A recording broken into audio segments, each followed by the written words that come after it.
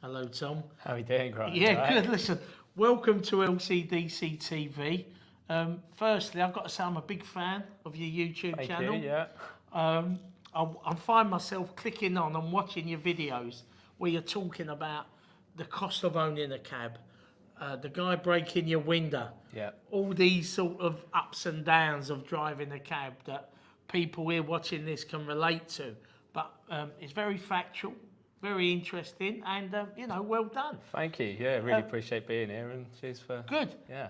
Tom, I've got to start. How long have you been driving a taxi? So this December, I'll be coming up to 4 years. 4 years? Yeah. So where I fall into the bracket of old fart, you would still be a butter boy, yeah? Yeah.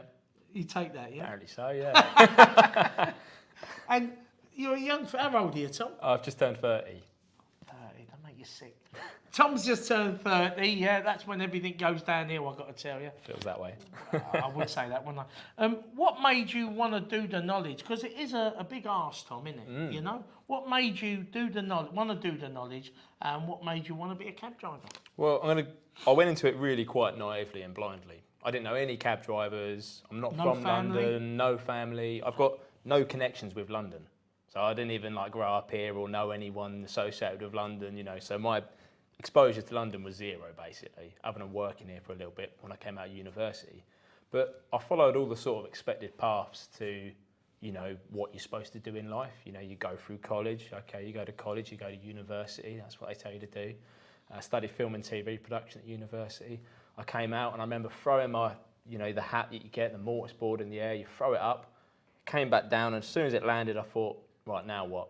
That bubble just burst of university. Because they push you, don't they? They Yeah. say, to get on in life, you have to go... I think it all started with Blair or someone, wanting to get working class people into university, otherwise you could be a bit of a failure. And I came from like, you know, my parents a bit of a working class background, so I got a bit of grants and stuff to go towards university. What uni did you go to? Hertfordshire. Oh, okay. Yeah, so just straight up the A1M and Bosch, in at Hatfield. But yeah, so done that and then came out and think, well, now what? So I hopped from job to job. I worked within the industry for a bit, within film and TV. I did advertising and stuff for a bit. And I just really couldn't find my feet with it all. Everything was like, look, you've got to go work in London for no pay. I've just thought, well, I've done a 3-year degree here. Yeah. Why have I Where's now the got... payback? Yeah, where's the payback? You know, I've lived skint as a student for 3 years. I want to go out and earn. I don't want to then do 1 year, 2 year, working for nothing. And by the way, you've got to get to London. I was living in Essex at the time. Oh, okay. So trying to commute into London to work for nothing. That's a bit of a slap. Massive ask. So I just thought, right, let's just go back to the beginning here. This hasn't worked. I moved back in with my parents. And it just so happened that someone I went to university with, his dad was an ex-copper, and he'd just done the knowledge probably about 3 years previous.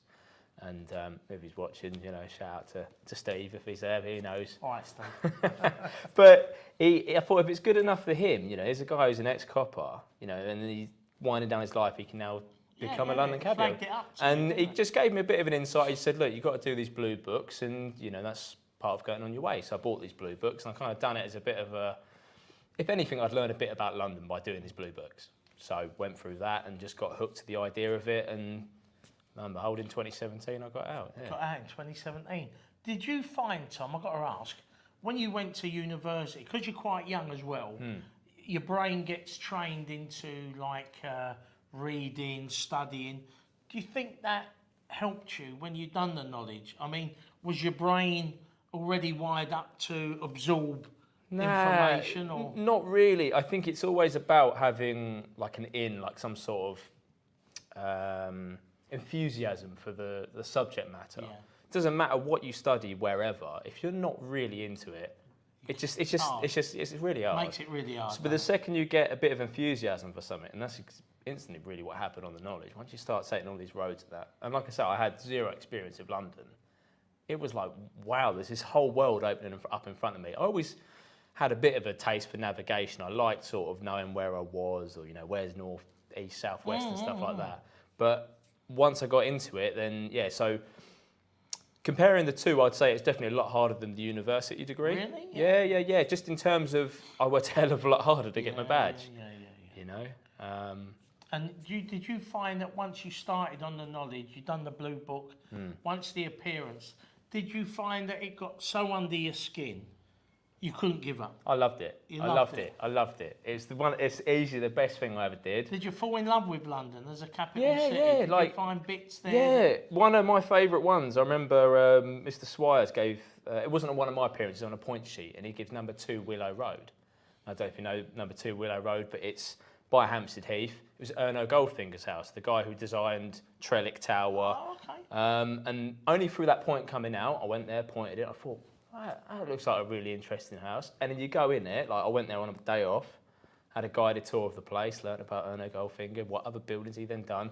And all of a sudden, all of this massive map of London, stuff just starts connecting. Yeah. It just all joins up. And I'm like, Jesus, like that then connects with that building.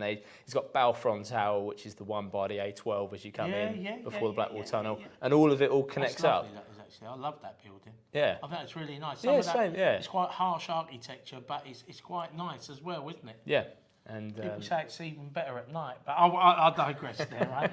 I mean, the thing is, I found doing the knowledge before living and growing up in South London, you'd get on the bus. For us, it was like the 159, and it would take us over up to Oxford Circus, Right. and it was getting over the bridge to the other side, the dark side, North London. yeah. Did you find that, Tom, that after so far in the knowledge, you could shut your eyes and you knew where that linked up with that?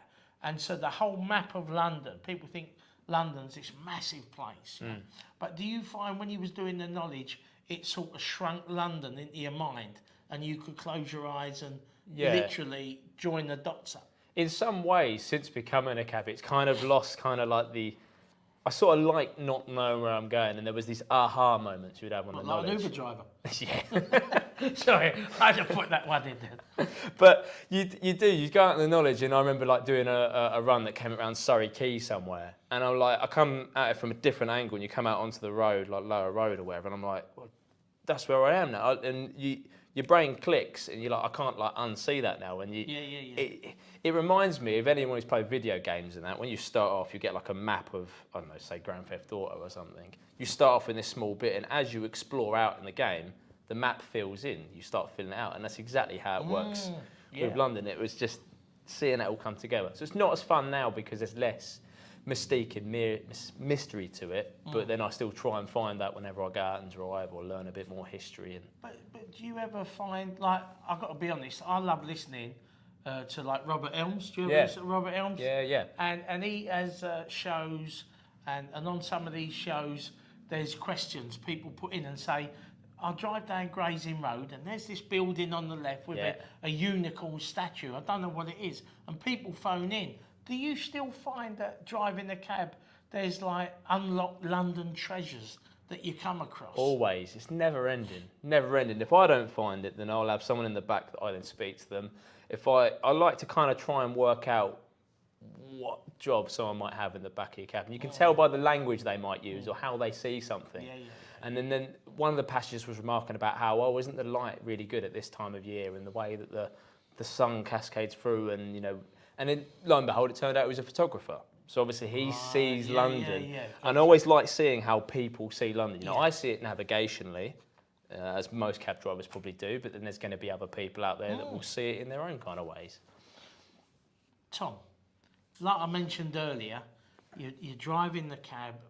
How did the YouTube channel thing come about? Yeah. Because you talk to some cab drivers, there's not enough hours in the day to do basics. Yeah. So how did you come across thinking, I'm going to get this channel and I'm sure people are going to be interested in what I've got to say? I got kind of lucky with the pandemic. So when the pandemic hit, April 2020, at first it was kind of, right, stay at home, don't go to work, says Boris Johnson. I'm thinking, right, no obligations. I can sit at home, do what I want. I'm a free man, you know. Let's just get pissed out, Life's whatever. easy, yeah. Yeah, life's easy. You know, grants were coming in, whatever. And you're like, after about a week, I realised, hold on a minute, this isn't the thing to do. This is a really good opportunity here. And I always remember driving past, you've got the YouTube building headquarters on the King's Cross rank, right at the back, down by Evans Cycles. And they have this big TV screen of all these different creators. And I always think, well, I studied at university, now that time's gone, that's gone. But part of me wanted to do it, and I kept on putting it off for so long. And when the pandemic came, there was no other excuses. I was sat at home. So if you go back and look at my very first YouTube videos, I was just sat at the back of my cab, sat on the drive, and I just put a camera there and just spoke into it. Because I had this kind of identity crisis of, if I'm not driving the cab, am I still a cab driver? So I had to tell people about some of this stuff that was going on. It's what you do on a daily basis that's you, isn't it? Defines you as a person. Which was probably a little bit probably bad in some ways to kind of like, you know, define yourself as just a taxi driver. It's probably better just to define yourself as a person, I guess. But anyway, I started with this YouTube, and then it got easier and easier. So obviously I had more time to make these videos, and I kept on evolving them. Each one that would come out, you'd always change it slightly. So you go, right, okay, I spoke about this. Someone would put something in the comments and say, can you talk about this? And it just kept this fire kind of going. Organically grew, didn't it? Yeah, and then once you got back into the cab, then yes, finding the hours, like you say, was a bit harder to do, but you sort of try and juggle it the best you can. Like most people I know in the cab, you never get every week right. One week you just swamp with stuff, and then the other week you get it. But yeah, it was just, there's more to driving the cab. Because it's grown, but recently, as you know, I've become aware that TfL ask you to take some of the videos that I quite enjoyed, actually. Yeah. They ask you to take them down. What you don't have to go into detail, obviously. Yeah. But can you touch on that? TfL didn't ask me to take the videos down, but I did put a video up sort of explaining my stance on it. Yeah. And it basically was, I got a letter from TfL saying we're reviewing the conditions of fitness for your licence. Which I don't think any cab driver ever wants that letter. I think that's called the light touch. Not.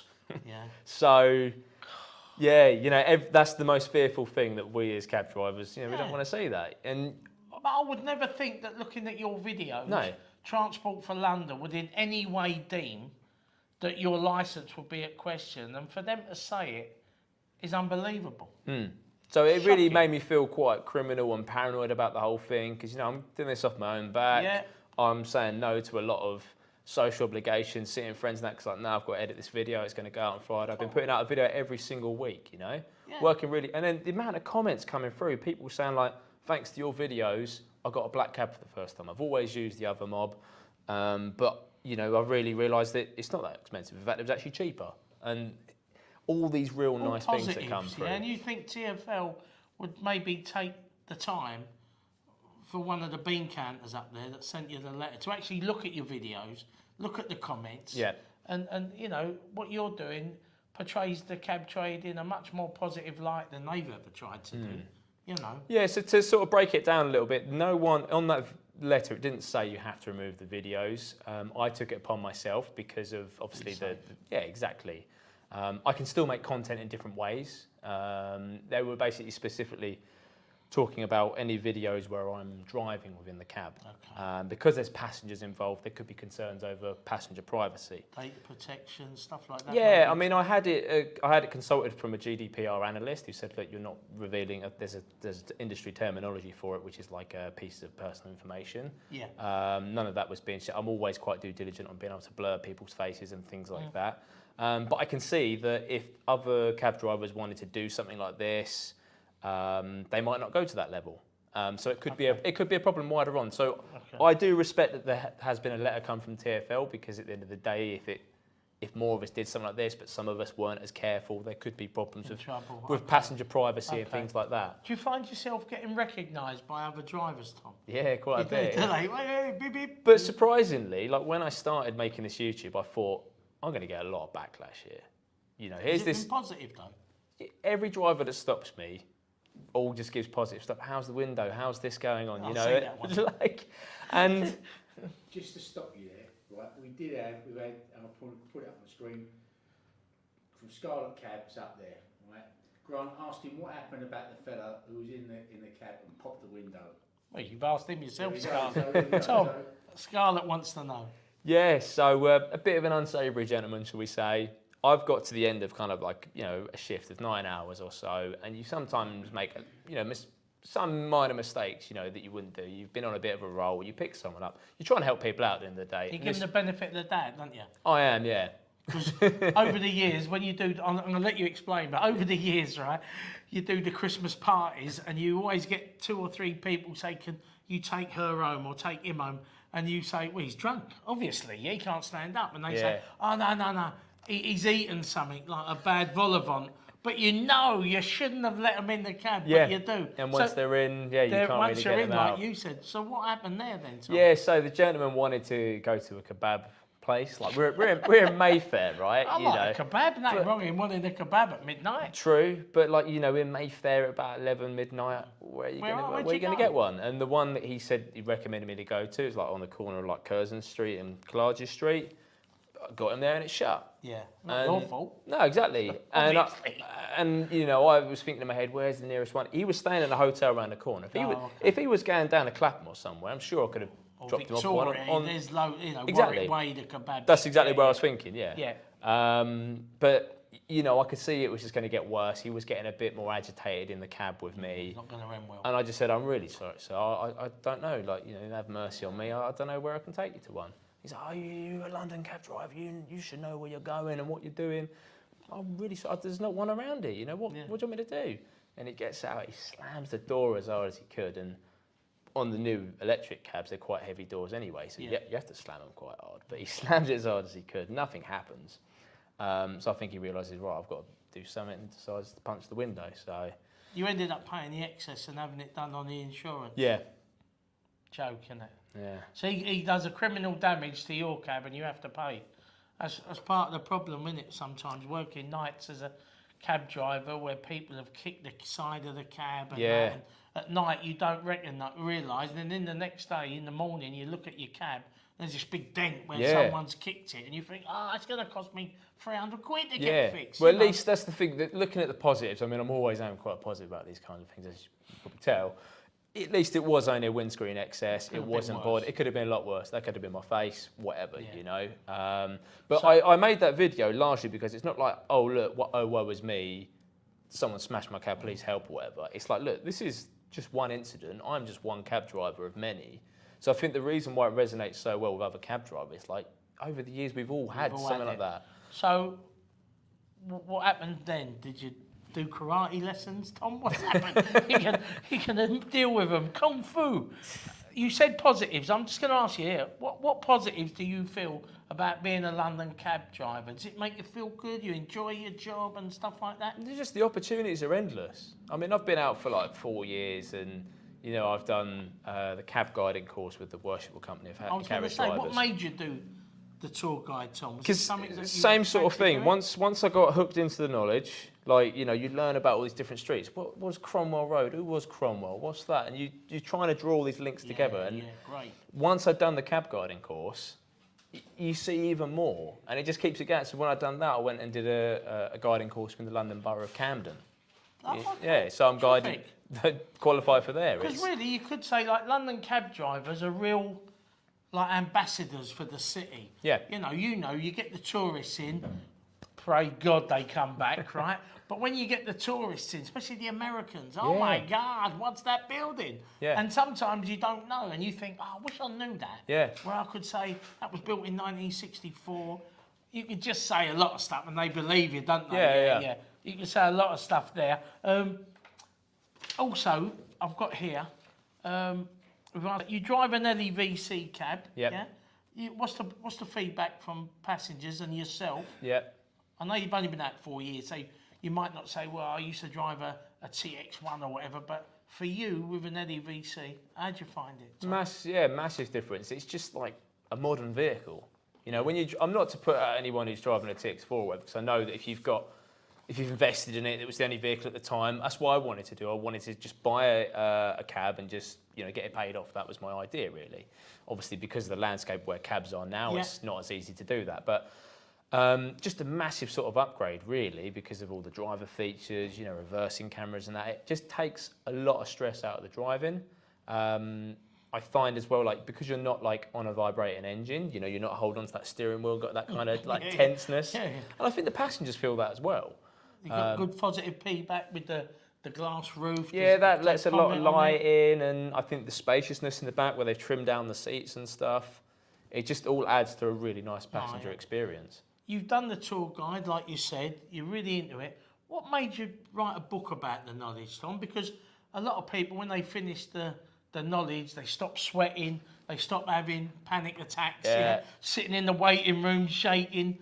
What made you want to revisit it and talk about the knowledge? I knew, right, that obviously doing the knowledge is like, if I could do that, I could do anything. And I'm sort of bigging it up in my head. I'm like, oh, I could probably come out here and learn a language or do this. I haven't done any of that since. But one of the things was I could write a book about it.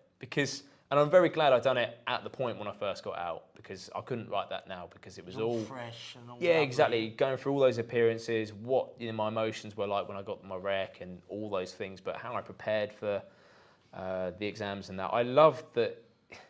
It's probably the closest thing I'm ever going to have to being like a gold medal athlete, and that's what it is. This badge is a gold medal. We've all like winning a medal at the Olympics. Yeah, because you have to get to that set standard, and then that gets you that gold medal, and that's. Exactly. I really wanted to share that. I didn't want to just go out into the cab and just kind of forget about that process, because that meant so much to me. I loved that, and I loved being on top of my game and always wanting to be better. Yeah. Improve yourself. Yeah. And does it touch on trip? I don't want to spoil it because you've got to buy this book, yeah? Where can they buy this book, Tom? It's just on Amazon. It's called The Knowledge, How to Become a London Cabbie. So. How to Become a London Cabbie. Is it got stuff in there like your appearances and your favourite routes, stuff like that? Yeah, some examples of that, some of the really obscure points that I got asked, some of the bad exams I had, and just a bit of everything as you would expect on the knowledge, how to balance your time and stuff. Okay. Yeah. So it sounds a good read, Tom. Yeah. Okay, listen, we've had some questions in, Tom. Acid Cab, that sounds awesome, on Twitter says, Tom, what is your favourite part of London? Your fave part of the metropolis? I think I pick a different answer every single time, because it's just how you look at it or whatever. In different ways, can't you? I think if we were just to go with just like a point to stand, like my favourite viewpoint, should we say, because there's lots of different sight lines you can see London from. I love it when you go over Waterloo Bridge, because you're right on the bend of the River Thames. You can see all the way out to Canary Wharf. St Paul's pokes its way through. You can see all the tall buildings over in the City of London. You can see right out west down to the Palace of Westminster. You can see Vauxhall. You can see just about everything just because of how that sits on that bend. And it always looks different, whether it's in, like a sunrise, sunset, in the night, and all those buildings are glowing, and St Paul's is illuminated. Do you like? Yeah, I'll get you though. Over Waterloo Bridge is great, but do you like it, like you just said, nighttime or daytime for you? What's the favourite? Nighttime and catching all them lights, or the day where you can make it out a bit more? Oh, I don't know. It's just good in anything. Yeah. It's like when it rains in London, right? If it's really, really sunny, everything just pops. It's amazing. But I'm a believer. I've been to a lot of like capital cities in Europe. I'm a believer that even in the worst of weather, London just has that edge about it. Yeah, exactly. So I might be slightly biased, but Well, we can. I think we all are, aren't Cabbies, we can. If we can't be biased, then we might as well give it up, Tom. Right, I've got a question. Jean on Facebook. Hello, Jean. Tom, what hours do you like, day or night working? It's more into the night, but it's kind of like a hybrid. I'll come out about 1 o'clock, 2 o'clock in the afternoon. Okay. Yeah. And I always say I like to pick up the last of the people come out of the theatres. So about 11 o'clock or whatever, the theatres have burst, because no one ever has a bad time coming out of the theatre. No one goes, that West End show. Nice and chatty, aren't they? Yeah, wasn't that a lovely show? Wasn't that amazing? You drop them back at the hotel, and that's a real nice energy to end the night on. So not someone smashing the window. Not the window looking for a kebab. A Donna Kebab kid. That was too far. Tom, like you just said, you're finishing up there, the theatres, you're picking up, you've got all them West End emptying, and then what do you do? Just try and get a job home late into the evening, anywhere maybe going your way? Yeah, that's it. I mean, it doesn't always go that way. It is nice to kind of have something that pulls you in that direction, because it just naturally finishes it off. But if I get north of the King's Cross or whatever, then I'm off. See you later. I'm lucky because I've always lived in South London. You've never had a going home job. It's always gone everywhere else. But I've got to tell you, over the years, right, living south, go along Charing Cross Road or anywhere, when you see people standing by the side of the road half showing that, and you pull over and they go, would you go to Balham? I've almost, the G-forces where I've dragged them in, they've nearly knocked them unconscious. You go, Yeah, jump in, and they go, I'm so grateful. You go, oh, that's all right. You got to play it down like balance, you know. Where do you live? How do I get there? Hackney. Yeah. Really? Yeah, I live the other way, yeah. Exactly. Right, I've got Charles on Instagram. Hi, Charles on Instagram. Tom, what is he's given you've been slippery here. You've slipped in 2 questions, Charles. Tom, what is your favourite cafe restaurant? Have you got a favourite one in London? That What, it's like frequent? a Cabbie caf? Yeah, I like going to Astrals because that's quite an easy one to pop down there. The Charger Saporis cab on as well, there. if you can get on there, yeah. If you can get on there, yeah. That's the problem, but it's just Saporis. like convenient, and you just like being around your own Yeah. kind, really. The second question that Charles slipped in is, Tom, have you got a favourite building in London? It just changes every time because you learn a bit more about another one, and then that becomes your favourite. And I mean, I've always liked hanging around the Barbican quite a bit because it's that massive housing estate in the city of London. It's not got a massive population. It's tranquil. It's quiet. You know, it just takes you out of the hustle and bustle of the city, like during the week anyway, and you can just almost relax there in a weird sort of way. Isn't it? Sometimes, when I was young, my dad decorated a house in the Barbican, and I remember just being big enough to look over the balcony, and there was this pond, this massive pond in the middle of the city, and it was almost like, what's this doing here? Yeah, you couldn't relate to having that in the middle of the city of London. Could you? And the first few times I ever went there, it was always like a massive maze. I think it still is if you pick the wrong entrance or exit, and you're like, geez. So that was like a knowledge of itself, to get in there. Yeah. Right, the last question I'm going to take, because Tom's got to go to work, right, is it's Sean on Facebook, mate, yeah? And it said, Tom, would you encourage others to do the knowledge? And bearing in mind, as I've just touched on early, the whole trade's talking about the knowledge, yeah? The numbers are down. Yeah. How do we encourage people, not unsimilar to yourself, yeah. young fellas may have thought, I've got to get a higher education, or I don't really want to work in a shop or, an industry. This sounds great, Tom. Would you encourage other people to sign on? It depends on circumstances, but for me, it's just tick all the boxes. Which are? Well, I worked in retail for many years, and there was obviously retail. You got to go to work on Saturdays. That's like the main day in retail. Yeah. So, and it was always like, can I get the weekend off? I want to go away. So, cab driver, you can obviously pick when you want. It's just having that real flexible lifestyle. It just ticks every box for me. There's so much opportunities. I knew I wanted to be self-employed because I just knew then I would have sort of zero excuses. I couldn't hide behind the fact of, I can't do this, or I can't write a book because I've got to go to work Monday to Friday, 9 to 5. It's just endless, really. I want to sort of say as well, like you mentioned about young people getting into the trade, but I don't think it necessarily needs to be young people specifically. Mid-20s, 30s. All right through. A change of because one of my call-over partners was in his 50s, for instance. Yeah. We got out at the same time, so it's kind of, I think that's always quite fun when someone hails either of us down. We've both got the same level of knowledge. We've been out for the same amount, but they probably look at him and think, he's been out for ages, he knows what he's doing. Yeah, and they probably look at me and think, do you know where that is, young man, Stop looking at your MacBook. Yeah. No, it's the radio, yeah. So I mention that because it's, by saying, is it got to be a young person coming in, that's almost sort of saying that... we don't want the other.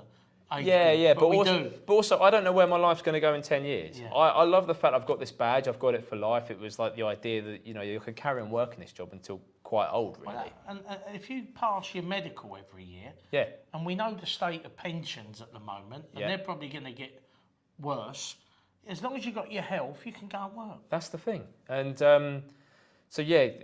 I like having that insurance policy, but I don't know what happens in 10 years' time if I learn something new, if I go to another country. But I've always got this. To fall back on. Yeah, exactly. So on that note, anyone at any point in their life could say, you know what, I've had enough of hard graft of doing 20 years on the building site or whatever. I've had enough of, maybe I've been in this high-paying job or, really good office environment, but it's not for me. Then, anyone can sort of come into it. And they're looking for something else, flexible. So long as we've just got more people coming in, you know, just keeping it. It doesn't matter whether you're young, Your old, any demographic, everyone. I think it's just that at the moment with the demographic of the cab trade, there's more over 50 than under 30. Yeah. That's sort of what I was intimating. But as you know, the great thing is what you just said.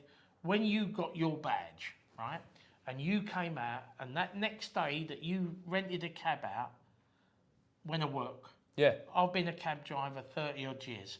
You could earn more money than me, the same or more than me, and yet I've had 30 years, you've had 24 hours. Yeah. And that's the great leveller of driving a cab, right? Is that we've all done the knowledge, and the day you get out, you can earn. Yeah. Like you said, you come out of university. Well, that's it's the complete comparison, right? It took me 3 years to get through university. And I didn't slack through university. I got a first class with honours degree. And then I've done 3 years, just about 3 years on the knowledge as well. So they're both exactly the same time period. One, I threw the mortisboard up in the air, it hit the ground, and I didn't know what the hell I was going to do with my life. I came out of TfL, the licensing carriaging office, with this badge, and I was in a cab that evening earning money. I just find that... Isn't that a great thing? It's mental. Isn't it a great thing? Mental. And I found when I passed out all them years ago, I would be sitting in, I got a flat, and I used to be in the flat, right? And I might be a bit bored, and I think, what am I doing sitting here watching telly when I could be out working? Yeah. And I'd run out and get in the cab again. And I remember my mum and dad saying, where was you last night? I was working last night. You ain't stopped working. Yeah. But them early years, where you've done the knowledge, you just can't wait to get out in that cab and that money coming through. You the know window, that you've can been you? doing this for free for years, you know, Yeah. like because you've been scouring the streets on a bike. God, wouldn't it be amazing if I just turn it from here to there or whatever? Someone give me the money to take them up to Sainsbury's or Yeah, something like that. and It's you great. can't believe it. And I always try and remind myself to be really grateful for that feeling because it's so. Sometimes you can have bad days in the cab, but like any job, you're going to. If you get a bit too sort of stressed out or, you know, focusing on what's going on too much or you're working yourself too much, it will fall apart a bit. But as long as you remain grateful to it, like now we're talking about it now, I want to go to work. Yeah. Lock the door, don't let them out yet. But also, it's like if drivers are more aware that, you know, it's the public who we're for them. You know, it's not about what you want all the time. Yeah. I want this job, I'd love to get a job here. It's to give the public a service, and as long as we do that to the gold standard, then I think we'll be here forever and a day. That's why I wanted to come up with my YouTube. What I was doing with the YouTube channel was to share honestly what the job is exactly like. It humanises it. You're not just an older black cab driver or whoever you may be. It's like, look, I'm a working guy. I've got this, you know, I come out for this and this happens to me. It's just sharing that reality to it. And I think the more people who can see that and realise that there's real people behind the driving, it opens the door, doesn't it? Yeah, just they can see what's going on. Well, listen, Comments. we got to, I've got a few, right? So, people, I want to push them through here, right? So, right, here we go. There's this Scarlet Cab. Do you know Scarlet Cab? Do you know who that is? I don't know. They're Italian. They finish everything with LOL. So, right. So they said, I'll put it on the screen. Grant, let him know he's a legend, mate. Love his videos with him playing the taxi game.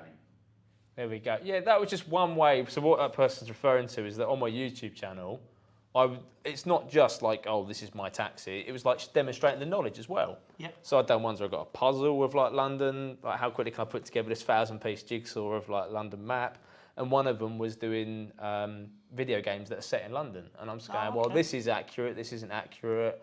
You know, I got featured on a Top Gear gaming special for it, again, from the YouTube. And it just shows you that it's not just the cab driving itself, it's just how rich and how, you know, valuable the knowledge is. I find it amazing, actually, how you can converse with someone in the back of a cab who is like, you know, like someone in Mayfair, obviously clearly travels all around the world and has all these access with different people. And you can converse about different parts of London. That's really quite a rich experience to have with someone. I always thought that was a real positive about being a cab driver, that in the course of a day, you can have conversations with everyone, from an art dealer to a bricklayer, an out-of-work actor, a banker. Just the contrast of people on that back seat. And they do listen to, they want an opinion from a cab driver, don't they? So again, from Scarlett, is he doing Christmas light tours again? Because that was popular last year, wasn't it? Yeah. I didn't do any last year, and I don't know if I will do this year, really. I mean, I just quite like the history of London. I mean, you could do it within a Christmas light tour, I suppose. Right. So we've had HB. Nice to see some positivity. Well, it's all positivity, isn't it? I mean, look at Tom. Look, you know, all the expanse in years from you coming into the trade and me being in the trade. We both love the job. We both think it's worth, you know, fighting for and promoting, and long may it last. Yeah. Yeah, we got Josh Salini. Tom is a legend. There we go. This is an interesting one as well. Is that your brother? We got Matt Lester, right? Who asked? It's a bit of a weird one. Will LCDC have a race with Tom? I don't know what kind of race that would be, but what sort of race is that? What, get your speedo? I know you're a little gym stuff and all that kind of race. Listen, I'm looking at him and I'm looking at me. I think he's more built for speed than I am. Yeah, I pedalled all the way here, so I'm knackered already. I'll race you with me. Career insincere. I don't know who that is. Maybe from your top man is Tom. Hope you are well, Tom. Right. Thanks. HB's come back. I'm looking to get back into it after a year of doing another job. How easy is it renting a TXE? About shortages. Well, I spoke to Michael Glassman the other week, and again, he's ordered some taxis in when they come, and again, I will just put a little caveat of negativity, yeah? Like I've touched on, if the mayor was to do the right thing and allowed the cab trade to have a 14-year age limit, that means that next year we could keep on the road over 1,200 taxis, yeah? Because it's no good decommissioning all the cabs, because in effect you're decommissioning the drivers. Like my brother, he can't find a cab to rent. So you're stopping drivers and people actually getting back into employment. Come on, Sadiq, you know it's right. We meet your emissions target by next year. Do the right thing, please. That going down again, so there's that. Career insurance insincere has come back again with about Tom. He's like a sponge. He soaks up facts and information about London.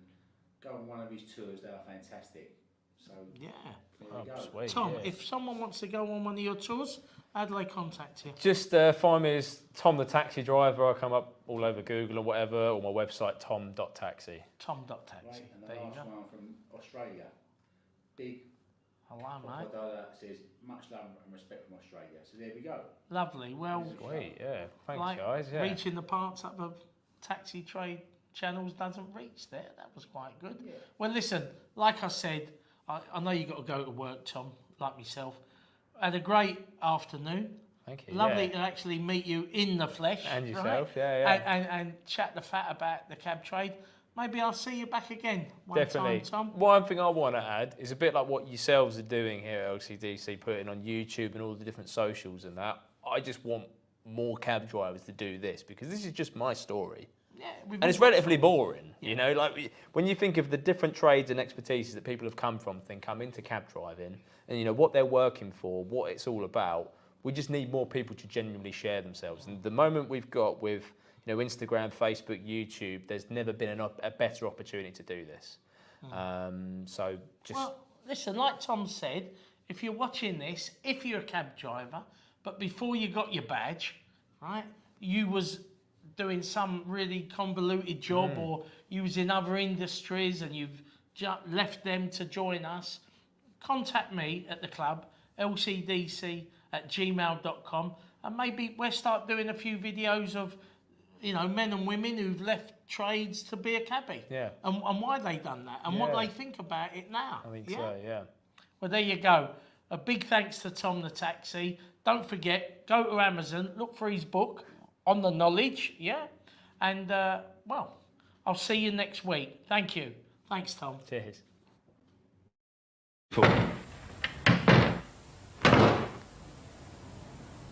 To learn the knowledge of London, you'll be required to know all the important places that there are in London. My definition of an important place is very easy to remember. It's anywhere out there that someone says, taxi, take me to. It's important to them because they want to go there, and it's important to you because they're quite willing to pay you money to take them there. However, officially there is a definition of an important place. It is streets, squares, clubs, hospitals, hotels, theatres, government and other public buildings, British Rail, London Transport and police stations, coroner, crown, magistrate and county courts, diplomatic buildings, important places of worship, cemeteries, crematoria, public houses of interest, and I thought they all were, museums, industrial and residential buildings, parks and open spaces.